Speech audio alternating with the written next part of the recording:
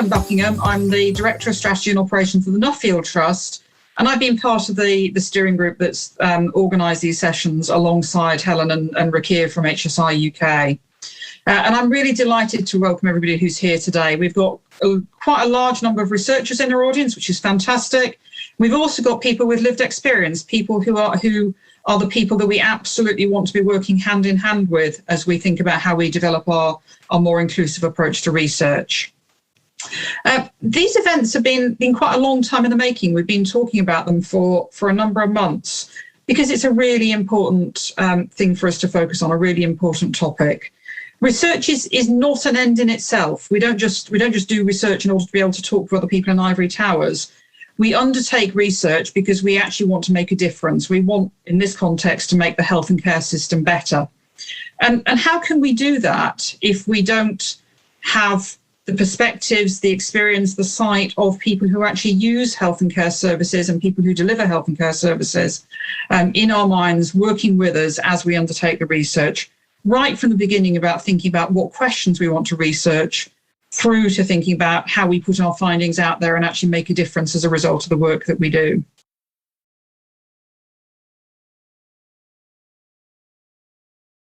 I'm Dr. Lillian Hunt. I'm from Wellcome Trust, but primarily my role is to run EDIS, which is the Coalition of Equality, Diversity and Inclusion in Science and Health. I think Helen really hit the nail on the head there with we don't do research to just talk about it amongst ourselves. We're trying to do this for real public benefit, patient benefit, and really to make a difference. I think it's quite easy to sort of forget that that's the actual intention rather than publication. It's to make a difference to people and to really make sure that people are engaged with and involved in it so that they also, everyone has a responsibility as to making the research system better and taking on a little bit of that input to really improve what it is that we come out with at the end. EDIS as a coalition is taking that systems level approach. We're thinking about all the different sort of aspects of research, all the different sort of players in the system and understanding actually where does each one have a different sort of lever to pull for equality, diversity and inclusion within the science and health and research sphere. Some of these are our members and some of them are funders, some of them are research institutes, some of them are from industry. Some of them work at different specific stages of the research cycle, and others have ownership of sort of how that's communicated and embedded within our lives and society, but charities in here as well. And I think this is really important. When we're talking about systems level, I saw that there was some sort of interesting why we're here's there, and some of it was about like what can we do as an organisation? What can we do at the organisational or institutional level? And that's super important, but it's even more important to consider that in the wider context what everyone's doing in this space as well. So I think that's kind of our approach to doing things, and hopefully I'll be able to explain a little bit why. But generally what we find is, if we're all working towards some sort of collective or collaborative goal, each organisation will have a different part to play in that, and actually pulling all those levers at roughly the same time creates this real tidal wave of change. I think it's really important to emphasise that collaboration, that cross-sector collaboration especially, is the thing that's going to really push some of this work forward. We can take fantastic examples from individuals and from individual organisations, and you'll hear more of them later today. One of my first passion is around doing social research, leading to social justice. And my second passion as a sociologist is systems and processes. And so I've always treated systems and processes not as a given, really, but they're malleable. We're able to change and transform and bend to our needs. And that is really where all my work has been steeped. And so my portfolio of work really is about patients and public's involvement in research to develop an empirical voice in order to change and transform policy, research and practice. So regardless of the name you want to kind of package them in, that they've effectively then gone on to actually change and improve services, what is relevant to them as well as to other young people. However, it's a given that young people and the community will receive training in order to fulfil this role. The biggest challenge, what I want to focus on, is the role of the system. in actually accommodating young people to actually marshal evidence to create this type of change. And I wanted to share with you in this small section some of the kind of key learning and reflections I've come across in my time to actually look at the solutions to actually overcome some of these potential problems. So the first one, or the first challenge really, is how you leverage in young people and community members into organisations to actually undertake research. The quick win and the easiest win for me has always been going to their corporate strategy. And so identifying in their corporate strategy or their overarching plan, how do they perceive and what indicators or metrics do they attach to public engagement? And so linking your project or your activity to the overarching strategy of the organisation is a nice way to leverage in the involvement of the community and young people as researchers. In terms of training, so like I mentioned, normally it's a prerequisite really that we do train and support community members doing research. But what I've always emphasised and done in my work is to ensure that training for people in the systems, the agents within the system, is always taking place. And these may be individuals directly or indirectly involved in the project or the study being undertaken by the community doing research in that organisation. So I'm here to talk a little bit about how we can encourage more inclusive research culture, as the rest of us are. For me, this is it really sums up with the challenge we're facing, I guess. So co-production or faux production is the question. And the quote says, "Oh yes, we co-produced our project. We sent a survey out asking what those people thought of the final report." Big sigh. For me, that really sums up a lot of the challenge. There's a lot of misunderstanding around what co-production is, but I'm here to talk about co-production, but it's bigger than that. There's a lack of an understanding around kind of what we mean by inclusive research and the change that the system is looking to make, what that is and how we go about doing it. And I suppose we don't have a definition of co-production, but what we talk about is our approach. And it's a co-produced approach, working together in equal partnership for equal benefits. And I'm not saying that co-production is for every piece of research, but I really think the principles and the core values that underpin it, they are really important for all research, for inclusive research. And they can and should be used across the research system in order to assist in making this a better and more inclusive culture. So all of this work is very much underpinned by our core values. And they're really important to us because they're what takes our work from a way of doing and a methodology to actually a way of being, a way of living and breathing this inclusivity that we're aiming to achieve. And it's an approach any organisation or individuals can follow. We co-produce these values, but what is really important is that we live and breathe those, that we truly sign up to them, because without that, it's just some words on a piece of paper.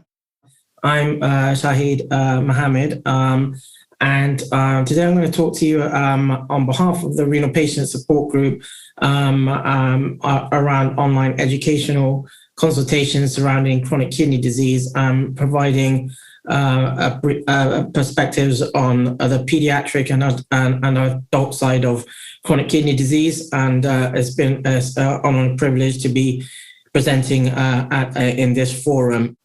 So I'm just going to run through this presentation, focusing on four main points, and that is patient-centered educational online consultations, interprofessional collaborations for health practice and excellence, educational topics and tags, and the Renal Patient Support Group sort of overall experience. Next slide, please. So a bit of background around patient-centered online educational consultation. So the UK government a while ago sort of emphasised the importance of improving health outcomes and providing smarter patient-centric care. And initiatives that relate to that would be supplementary or additional to the care that patients with, for example, chronic kidney disease, those going through nephrology service sort of already encounter and link with their electronic patient records.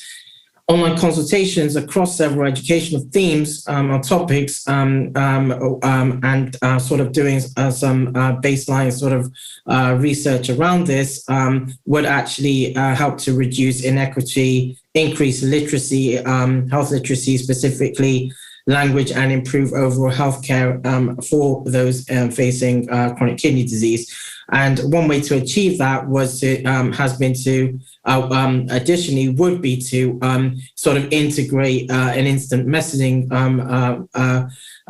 forum that can sort of space with those support groups to integrate patient records. When I mentioned we did a brief sort of kind of investigation around this, we looked at educational topics and topic tags, and that'll be in another slide. But the threads generally that are generated through social media platforms and online support groups, for example, can help identify clinically and non-clinically relevant context. And we did publish a paper around that just about a year ago. And the data that's come out of that initial sort of pilot data, really more than anything, has highlighted that delivering educational support through online podcasts and webinars, or and sort of highlighting that efforts over a decade since the conception of for example, the Renal Patient Support Group has been been out in the public domain. Is also where the NHS and aspects of healthcare sort of still require reimagination. And the RPSG has been the first international sort of retrospective online space that examines this sort of educational perspective between online pediatric and adult sort of renal cohorts and in close to 2 decades. And what we also found that in the work that was done is that co-developing educational modules involving patients and professionals would prompt more joined up care and thinking in meeting and addressing healthcare inefficiencies. So I'm going to talk to you about a piece of work that I've done with my colleagues at the Nuffield Trust, Jonathan Spencer and Avina Raleigh. We did this work really to understand more about the quality of ethnicity coding in health service data sets. So data sets that we use at the Nuffield Trust day in, day out, and that many other researchers use as well.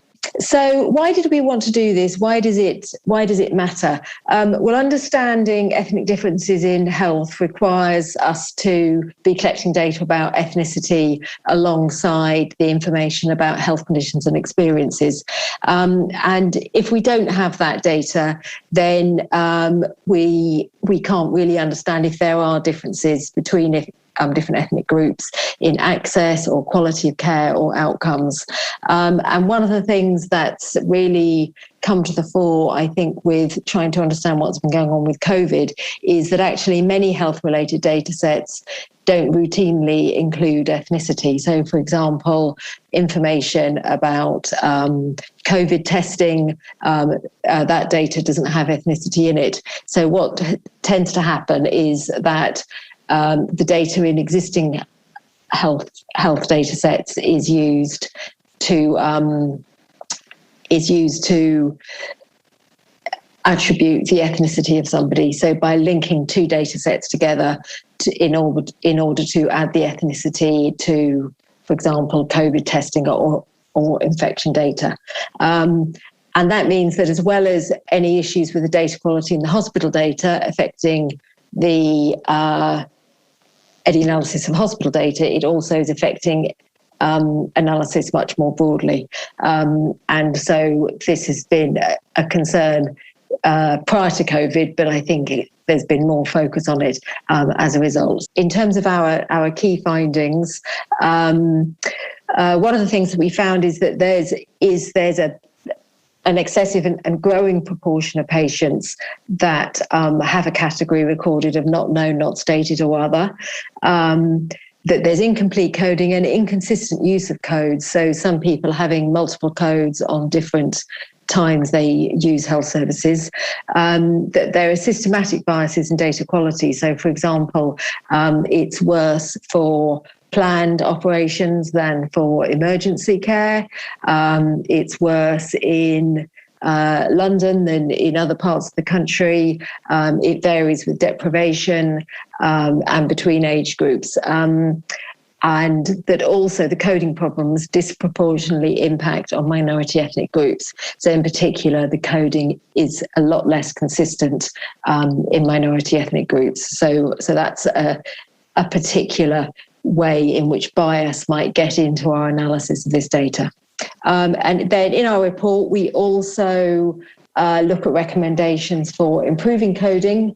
And there's action we think needed by national stakeholders, by NHS organisations, and engaging with patients and staff to really improve the dialogue about ethnicity data and how that's collected.